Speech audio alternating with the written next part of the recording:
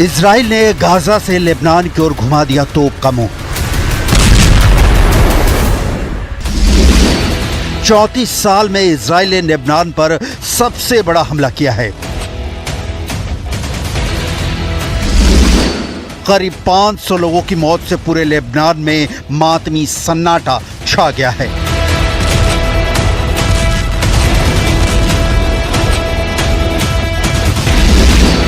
Hezbollah लड़ाकों के बीच much गई है भगदड़। इजराइल का लेबनान के खिलाफ ऑल आउट युद्ध शुरू। इजराइल डिफेंस फोर्स ने लेबनान में जलजला पैदा कर दिया है। इजराइल डिफेंस फोर्स ने 1600 से ज्यादा हमले कर पूरे लेबनान को सिर्फ 24 घंटे में धुआं कर दिया है। एयर स्ट्राइक में 1200 से ज्यादा हिजबुल्लाह के ठिकाने तबाह किए जाने का दावा किया जा रहा है। 1990 के बाद लेबनान पर यह इजराइल का सबसे बड़ा हमला बताया जा रहा है। 34 साल बाद लेबनान पर तबाही की नई आफत टूट पड़ी है। हमले में करीब 500 लोगों के मारे जाने की आशंका है। करीब 2000 लोग घायल भी हुए हैं। I have a message for the people of Lebanon. Israel's war is not with you. It's with Hezbollah. For too long, Hezbollah has been using you as human shields. It placed rockets in your living rooms and missiles in your garage. Those rockets and missiles are aimed directly at our cities, directly at our citizens. To defend our people against Hezbollah strikes, we must take out those weapons. Now, starting this morning, the IDF has warned you to get out of harm's way. I urge you, take this warning seriously. Netanyahu का ये warning message इस बात की ओर साफ इशारा कर रहा था कि अब लेबनान के आसमान में कयामत बरपने वाली है। और आखिर इस बयान के चंद घंटों बाद दक्षिणी लेबनान और बेका वैली में खतरों के अलार्म बज उठे। कुछ घंटों में ही इजराइल ने एयरबेस पर अटैक का बदला ले लिया और बदला भी ऐसा लिया कि पूरा लेबनान दहल गया। इतना विध्वंसक हमला इजराइल ने लेबनान पर पहले कभी नहीं किया। इस बार इजराइल ने न सिर्फ रिहायशी इलाकों पर बम गिराए बल्कि हिजबुल्लाह के अंडरग्राउंड ठिकानों को भी नष्ट कर दिया।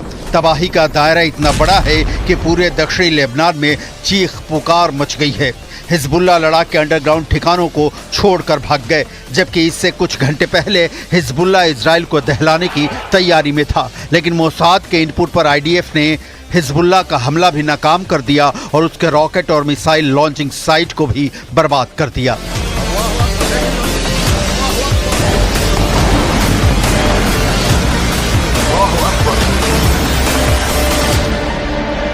इजराइल ने 23 सितंबर की सुबह हिजबुल्लाह के उन तमाम मिसाइल लॉन्च साइटों को नष्ट कर डाला जहां से वो हमले करने वाला था।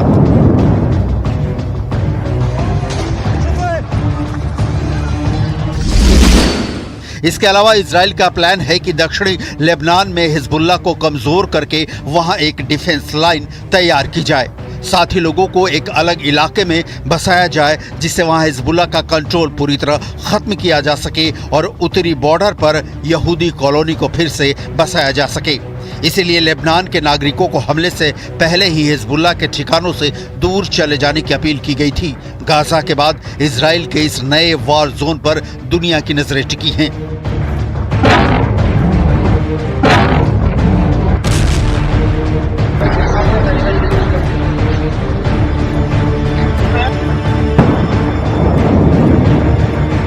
इससे पहले हिजबुल्लाह ने इजराइल पर ताबड़तोड़ हमले किए थे, जिससे इजरायली एयरबेस पर आग लग गई थी। अब इजराइल ने बदला ले लिया। अगर इजराइल हमले नहीं करता तो हिजबुल्लाह एक और बड़े हमले की तैयारी में था। मोसाद का इनपुट था कि हिजबुल्लाह 3DR मिसाइल से हमले करने वाला था। 3DR मिसाइल की रेंज 200 किलोमीटर है और 300 किलो विस्फोटक ले जाकर हमला करने में सक्षम है। यानी 21-22 सितंबर की रात को हमले करने के बाद 23 सितंबर की सुबह भी हिजबुल्लाह इजराइल के रिहायशी इलाकों पर हमले करके तबाही मचा देता अगर वक्त पर इजराइल ने जवाबी कार्रवाई नहीं की होती।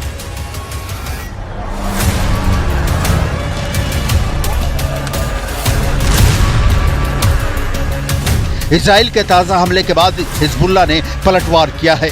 लेबनान के साथ हिजबुल्लाह ने इराक की तरफ से भी इजराइल पर कई रॉकेट दागे हैं। हिजबुल्लाह ने इजराइल पर करीब 300 रॉकेट दागे हैं।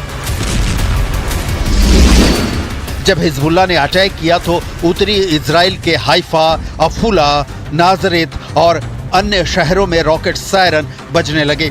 हिजबुल्लाह ने रात भर रॉकेटों की बौछार की, जिसकी वजह से इजराइल को बड़ा नुकसान पहुंचने का दावा किया जा रहा है। हिजबुल्लाह ने कहा कि उसने इजरायली सैन्य ठिकानों और एयरपोर्ट को निशाना बनाया है, जबकि इजराइल डिफेंस फोर्स का कहना है कि ज्यादातर रॉकेटों को एयर डिफेंस सिस्टम आयरन डोम ने नाकाम कर दिया है। लेकिन ये तो क्लियर दिख रहा है कि चाहे बेन्यामिन नेतन्याहू की फौज लेबनान की गली गली को बारूद से उड़ाने का प्लान लेकर हमले कर रही हो, हिजबुल्लाह भी रुकने वाला नहीं है। ईरान के top leader Ayatollah Ali Khamenei ने इजराइल पर निशाना साधा है। आयतुल्लाह अली खामनेई ने इजरायली हमलों को बेशर्मी बताया है। कहा कि इजराइल जवानों से नहीं बल्कि आम लोगों से लड़ रहा है।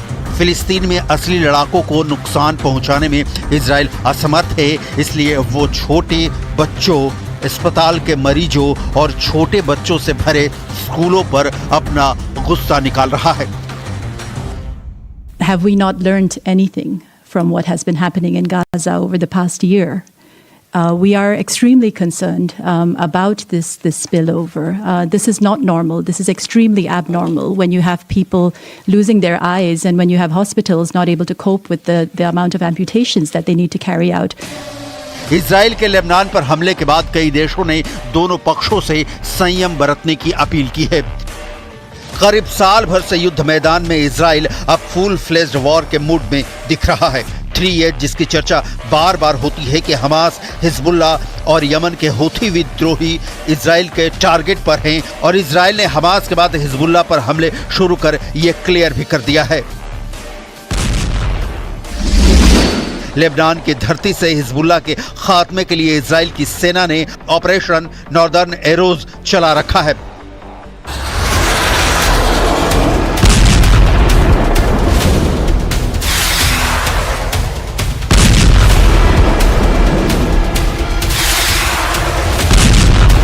हिजबुल्लाह के ठिकानों पर हुई भयंकर बमबारी इसी ऑपरेशन का हिस्सा है। पहले पेजर ब्लास्ट, फिर वॉकी टॉकी से धमाके और अब डायरेक्ट अटैक। इतना बड़ा हमला था कि इजराइल के दुश्मनों को न भागने का मौका मिला न छिपने का। लेबनान के दक्षिणी इलाके से भाग रहे नागरिकों और शरणार्थियों के बीच हिंसक झड़प और गोलीबारी शुरू हो गई है। इजराइल डिफेंस फोर्स के प्रवक्ता एडमिरल डेनियल हैगारी के मुताबिक इन हमलों में हिजबुल्लाह के 1300 ठिकानों को टारगेट किया गया है। बताया जा रहा है कि इन हमलों में long range cruise missile, heavy weight rocket, short range rocket और ड्रोन का इस्तेमाल किया गया है। 中方高度关注当前利益紧张局势，对有关军事行动造成大量人员伤亡深感震惊。中方反对侵犯黎巴嫩主权和安全的行为，反对和谴责一切伤及无辜平民的行动。我们呼吁有关方采取措施。